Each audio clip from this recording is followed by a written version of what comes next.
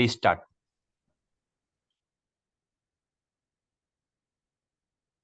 Namaskar, Jai Hind. At the outset, I thank the waves for this opportunity to me. I shall be talking about the contextual exploration of the concept of karma in the contemporary times, that's 21st century. And when we talk about karma, I do not really have to explain any details about karma or karma theory to all of us Indians at least. And now majority of the world understands what is karma. Gone are the days when karma was not recognized in the West. We only followed. But when we talk of karma and implications in contemporary times, I shall be talking about the nature of karma and dynamics of karma. In doing so, I shall draw the relevance of karma theory in present context. कलयुग के अंदर कर्म का असर क्या हो रहा है, हम इसके ऊपर बातचीत करेंगे. And karma primarily relates to say that you do good things and good things will come back to you. As you sow, so you reap. We all know it so well. And let's see around why is this happening? Is it my karma or is it the destiny? You see the same set of people on the screen. One set of people are hungry, starving, and on the other side, they're splush with money. There's no dearth of resources. Why is it? Is it destiny? कि ऐसा ही लिखा था मेरे भाग्य में, मेरी किस्मत में, इसलिए मैं सफर कर रहा, या मेरे कर्मों में कुछ ऐसा था जिसकी वजह से जहां मैं हूं वैसा हूं. In case we understand these primary basics, that if I do my work sincerely, I shall be rewarded sooner or later. How much reward? Whether I should work for reward or I should work just because I have to do good. That nishkam karma we shall talk about as we go by. If I look back into the history, I find that Rig Veda covers karma n number of times, and it almost occurs 40 times in various rituals, various sacrificial acts, which describes how one should actually do his own duty, leave the output of the duty, leave the result out of it. And if you recollect, I'm sure you all know it, the karma word comes from the verb kri, and it means to do a work, to act, or an action. And it also refers to an object or an intent. Buddhism, they believe in the intention is part of karma, whereas Jainism say you do good. And therefore, when we look at karma theory, it alludes to two very, very basics. That there has to be a cause, an individual who works for a cause or because of a cause. And whenever there is a cause and you work, there has to be an outcome. There has to be an effect. Therefore, the law of causation, as was also explained by Swami Abhidanand in early 20th century in his work, The Dynamics of Karma. If you look into that and say that intent is part of it. If I am affected, I do a work. I am talking now. So I am working. It has to have an effect. So my cause of talking is that I wish to participate in the seminar, I wish to do good. And the effect could be somebody would take it positively, the others could take it negatively. Irrespective of what somebody does, I must do my work. I must do my duty. That's the soldier's duty. Do your act till you win, or do your act and leave the rest to God Almighty. These two aspects we shall discuss a little later. But suffice to say that good intent and good deed, it contributes to good karma. Good karma is whatever I do today, it is going to impact my life tomorrow. Whether I'm happy or unhappy will be decided by how I act today. And that's why Upanishad, they all question that two very basic questions that they say is, how a man is born? Why is he born? Does he carry the past karma? And if he carries them, how will he accomplish them in the present life? And what happens after death? So you had a past life. You are born with certain characteristics. Certain karmas have come with you here. And you live through this life by doing whatever you intend to. Working either on the past life, which you don't know, and in the present life, you do whatever your nature is, or you attempt to become better. And what happens after death is you carry part of this karma to the next life, and you will be rewarded or otherwise in the next life. Now, this question of next life, Hinduism believes perfectly in it. The West doesn't. Their choice. But we're certain that I carry certain characteristics, certain gun, avgun with me. It is for me to execute in this present life of mine. Therefore, if I have to understand karma as such, karma, to act, to perform, and uh, you and me cannot remain just idle. Can you? If I sit idle, how long will I sit? And sitting idle is also a karma, a part of work that I'm doing. The very fact that I am born, I am bound to do something. What is that something, that work, that action, that deed will decide how I shall enjoy my life. And this work that I do, I sit here with an intent of helping somebody, of killing somebody. Two different deeds that I do, but I am sitting with a purpose. So this intention, whether it is mental, verbal, or physical, all part of karma. And the sum total of what I brought from the previous life and what am I doing today will impact my life in the present context.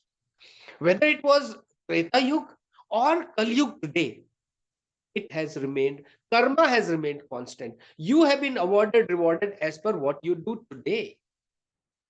And it does not only mean action, but it also the result of the action. If you look back, the Kant theory of 18th century, Immanuel Kant, he said deontological theory and teleology. You work with an end in mind. You work with a result in mind.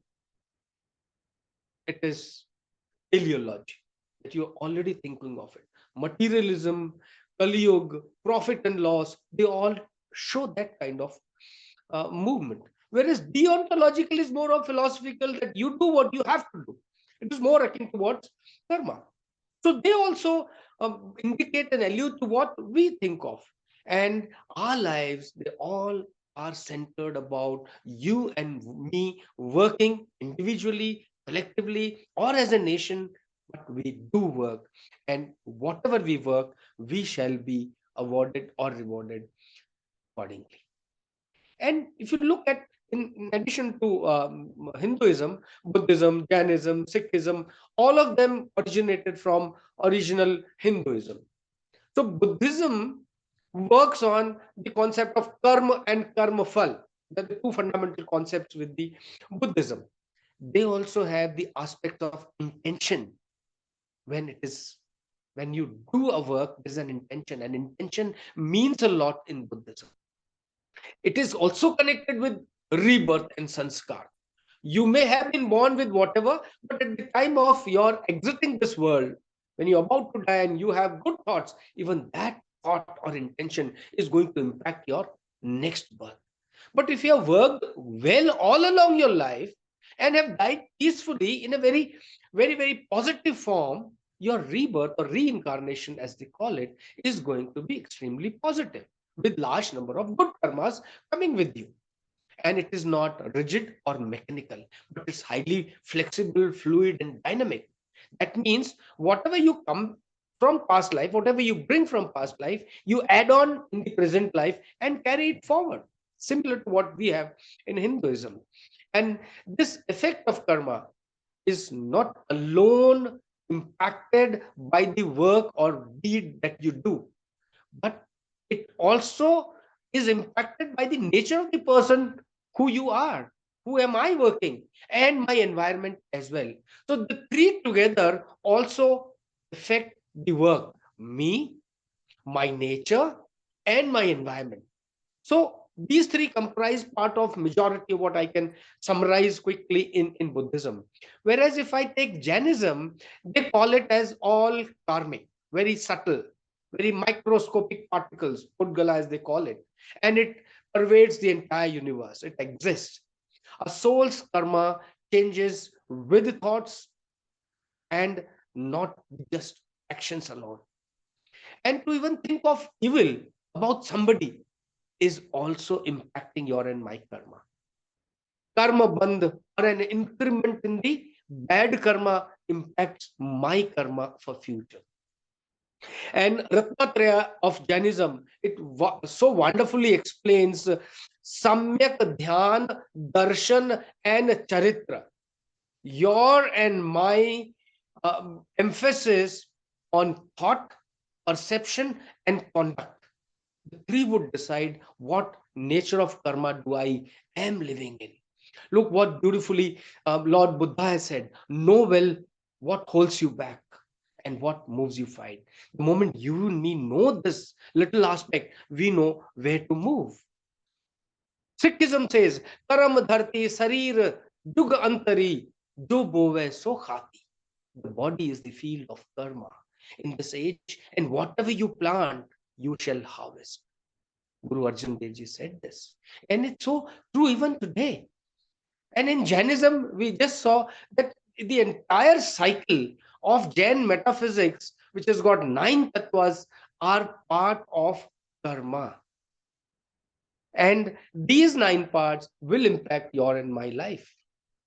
Sikhism is very clear in what says that some total of past karma I shall be affected in this life, and I shall reap whatever I sow, whether I did it in the past life or I do it today. Jaisa karega, vaisa bharega. They follow very clear. It's possibly left part of the equation is equal to the right part of that equation. Any formula that you take is very clear, absolutely open and says. Similarly, Christianity says, "As you sow, so you reap." They have their own Christian notion of sins, what sin you commit, and whatever sin you commit, you will suffer or enjoy the effects. So, in effect, they're also saying the same. So, live by the sword, die by the sword. That means whatever you thought of doing, you live by that, and that will impact your entire life. Coming back to Hinduism, Bhagavad Gita is replete with examples of karma. How Lord Krishna educates Arjuna on the battlefield is all about karma. When Arjuna laid down and got into depression and forgot his karma, that's where Bhagwan Krishna made him aware of what it is. It can be said that it is a crisis intervention psychotherapy. In case you are worried about anything in life, just remember that your duty will take you to the right path. All right. And then there are philosophical concepts of Gita. We got to go beyond this ego, self, and root of all suffering is within, all within. कर्मों के न करने से मनुष्य नश् कर्म को प्राप्त नहीं होता और न कर्मों के संन्यास से ही पूर्णत्व को प्राप्त करता है. If you look around this all comes back. It says sanchita, prarabdha, agama, and kriyamana. Whatever you brought from past life, sanchita, you use it in the present life and you plan it for the next life as agami, and kriyamana is the daily intent is created in this lifetime because of our actions or others. It's a graphical explanation of the same. Sakam karma, nishkam karma, we all understand this. I lay emphasis on nishkam karma, selfless actions. You can do 96% of yours, but those 4% have to be with the God Almighty. In today's context, when we talk of positive psychology, stress reliever, live a life free of evils and bad aspects, it all relates to what I do, how I behave, others behave. Therefore, if I behave well, others are likely to behave very well. And therefore, I should work towards Nishkam Karma. And if Nishkam Karma is my part, automatically God is going to give me what I deserve and not what I aspire. I may aspire moon, but God will give me what I actually deserve. And therefore, my thoughts, my actions, my habits will lead to my character and my destiny.